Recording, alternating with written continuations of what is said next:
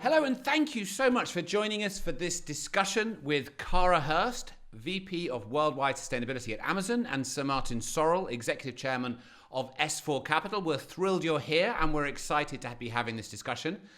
So, to just kick this off with a few words of comment, then I'm going to throw it over for a bit of conversation. I've worked in climate change for a very long time now, but I would say that right now, we are at the most important moment we've ever faced for determining whether we're going to deal with this crisis.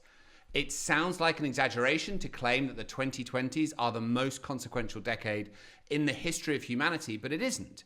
Within 10 years, we'll know whether we were the generations that lost control of the climatic system with all of the devastating implications that will lead to, or the generations that turn this around and reached an abundant, thriving relationship between humans and the natural world. Now, to make this change, we of course need technology and finance and innovation, but we also need leadership. And for that reason, Global Optimism and Amazon co-founded the Climate Pledge 18 months ago, which has now grown into a community of businesses all committed to transformational action and to reaching net zero emissions by 2040, 10 years ahead of the Paris Agreement. So we're going to dive into the discussion. And Kara, I'd love to kick off with a question to you. Can you just set out for us, because I think people would be interested to understand, how does the pledge make a difference in tackling climate change? And also, what distinguishes the Climate Pledge from other climate commitments? Yeah, thanks for that, Tom. And we're so excited to have all of these companies continue to join the Climate Pledge. So the Climate Pledge is a call to urgent action. We took a look, of course, at the science, as you're saying, in the moment in time in which we're operating. And we really thought we can go faster. I think one of the things that also distinguishes the pledge is a commitment to sending these market signals, the demand for products and services that companies need to help us decarbonize.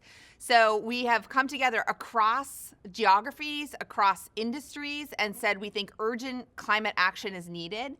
We're demonstrating those things, of course, with decarbonization in our own operations, in our facilities, in our transportation networks, our fulfillment at Amazon.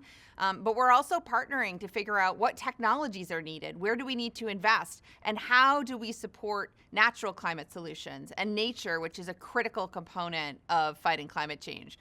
So it's really a very broad-based effort, sending very strong signals, and we're excited that we think we can go much faster than what we initially had laid out, of course, in the Paris Agreement. So a commitment to net zero carbon by 2040 really signals both very bold action, big action, and urgent. So it's a really exciting group and continues to grow, which we'll talk about today, I'm sure, as we have many more signatories that we're announcing. No, absolutely. And that 2040 goal is kind of what captures the imagination and drives people to go further and faster. And I've seen, many times, as we all have, how planting a flag and making a goal can kind of precipitate that flywheel of more ambition. And I think that's partly where the joining of S4 Capital is so interesting. I mean, it's not always been the case that creative agencies have been on the lead of this issue. But you have stepped in here, Sir Martin. So tell us why S4 Capital has joined the Climate Pledge. Our ambition is always been to wield the power of what we do in creativity and technology, because we do data and analytics, which informs the creation of content, which is then distributed through digital media. And we want to use that for good, for good purpose and for long-term purpose. And so whether it be through our sustainability initiatives, which perhaps we can talk about a little bit more about later, or through the nature of the work that we take on, that we do with clients, we're committed to doing our part. And we're especially excited. There are 4,200 of us now in 31 countries after just 2.5 years. We're especially excited to be the first company in the advertising and marketing services industry to sign the pledge. And I hope that, as I said before, by way of example, our peers from the holding companies to advertising agencies to consultancies will be inspired to join us in committing to the ambitious goals set forth in the Climate Pledge. Now, within S4 already, Media.Monks, our content practice, has been working alongside the Climate Pledge team since the beginning, since its inception, as we had the honor of building the platform at theclimatepledge.com. And we're working alongside the team as a true partner in now and in the future. Because of this work and our company's commitment to sustainability being paramount to our people and our mission, signing the climate pledge was a natural next step.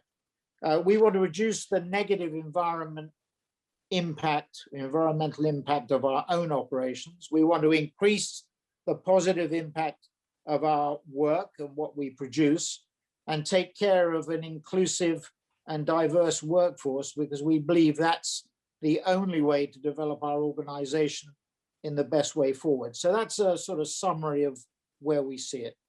That's great. Thank you, Martin. It's so great to hear you set that out, both in terms of the business as well as the advice and how that kind of manifests. And we can maybe come back to this, but we have to see more creative agencies and other types of advisory service provider firms thinking about the impact of the advice they give, right? Which is often many times more significant than their operations. But Cara, I mean, let me come back to you. I mean, you know, we spend quite a bit of time thinking about how the pledge can be expanded to new sectors of the economy and new companies. But you also have quite a large business that you also have responsibility for looking at operations, supply chains, reductions, how Amazon itself, through a period of astonishing growth, is also going to meet this net zero by 2040 commitment. So give us an update. How's that going? What successes have you found? Where are the challenges?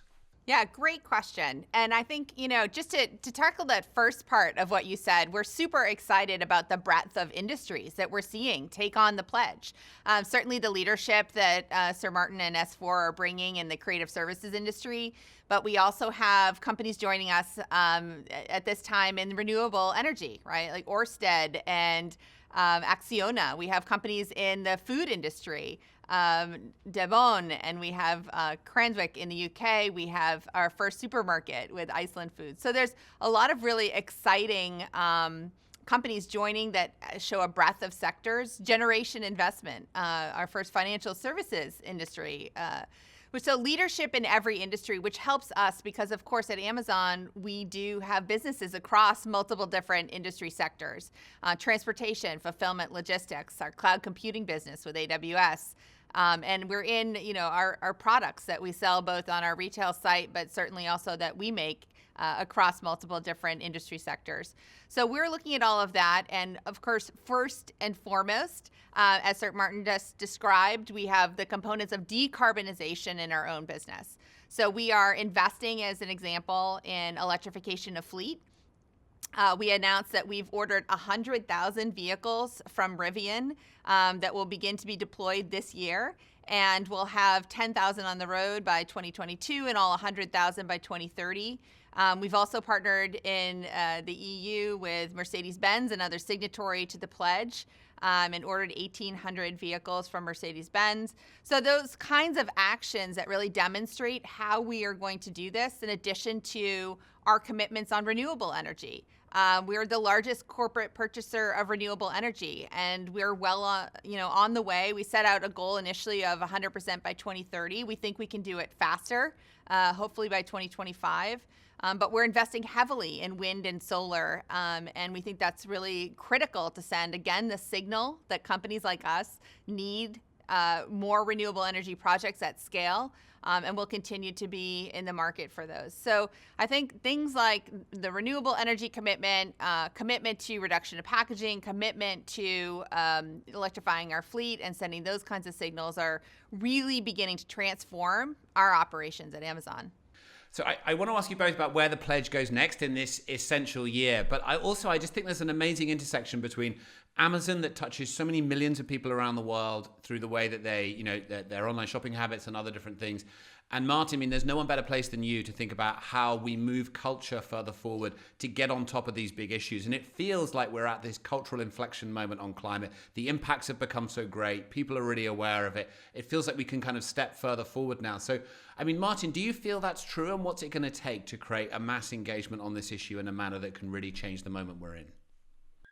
We may see a change in the political environment, particularly in the US, that's helpful. But this is in the work that we do as an organization, and also how our work gets done. As we work with many brands around the globe, we've got an outstanding opportunity, as our competitors do too, to become a catalyst for change. And just as we want our own operations to be carbon neutral, we want our projects to have a net zero negative impact as well. And through our work, we want to create awareness, not only amongst our clients, but our industry too, and those that come into contact with our work. So our goal is to become a truly sustainable production partner to brands and to be a front runner in an industry that needs to do more with sustainability.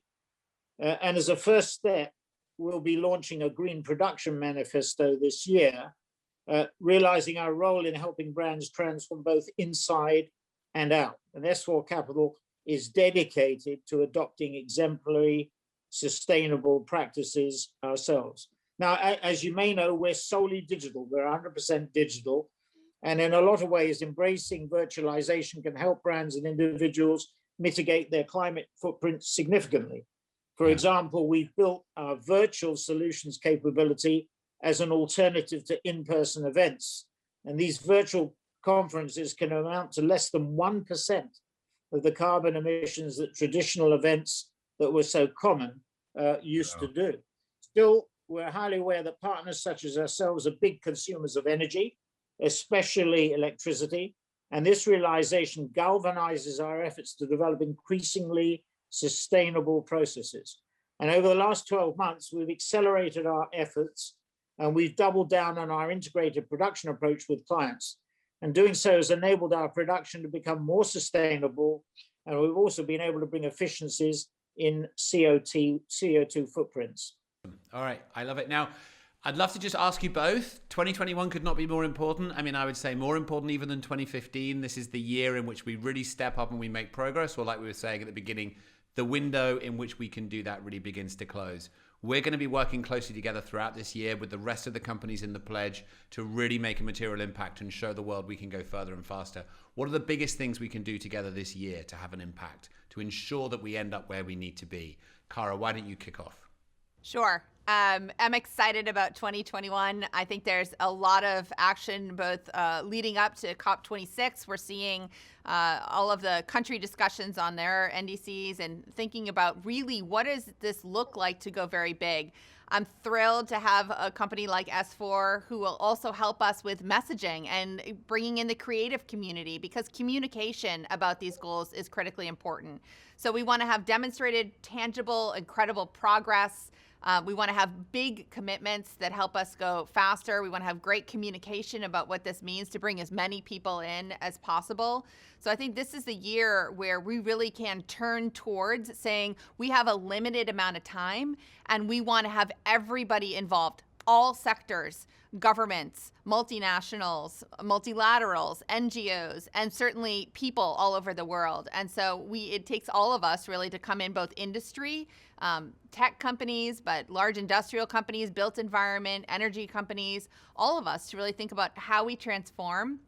And then all of our creative partners to think about how we continue to communicate this and really invite people into this so individuals can make transformation in their lives, and we can continue to think about really the actions that we all take that will contribute to making progress. Because you're absolutely right. We're optimistic. The moment's now, but we have to really get started this year.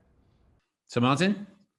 S4, as we've said, S4 Capital is the first company in the creative and marketing or advertising and marketing services sector to sign the pledge.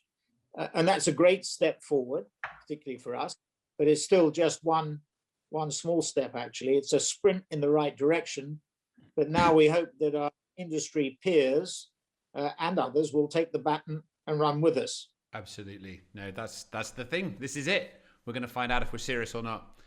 Thank you so much, Cara Hurst, Sir Martin Sorrell. This has been wonderful to talk to you. It's going to be a very exciting year. Looking forward to partnering with both of you and making serious steps forward. Looking forward to it. Thank you very much.